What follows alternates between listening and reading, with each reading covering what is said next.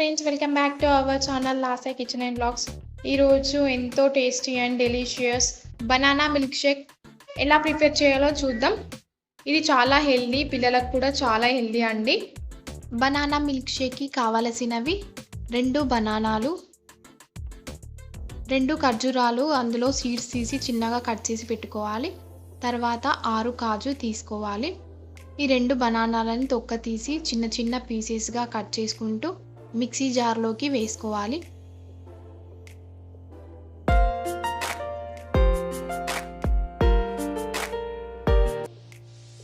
ఇప్పుడు ఖర్జూరాలు వేసుకోవాలి.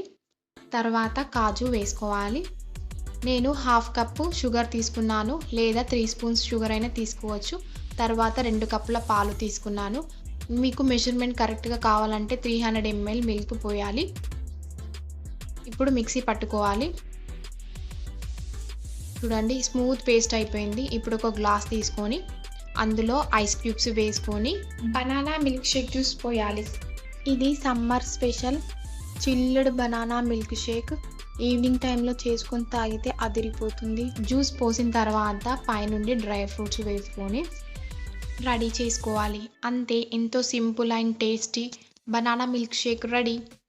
చాలా టేస్టీగా ఉంటుందండి. బాగా తియ్యగా ఉంది అనుకున్న వాళ్ళు కొంచెం పాలను కూడా యాడ్ చేసుకోవచ్చు.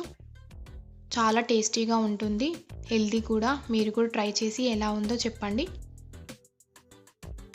మన ఛానల్ని కొత్తగా చూసిన వారు ఎవరైనా ఉంటే ప్లీజ్ సబ్స్క్రైబ్ చేసుకోండి. Thanks for the watching.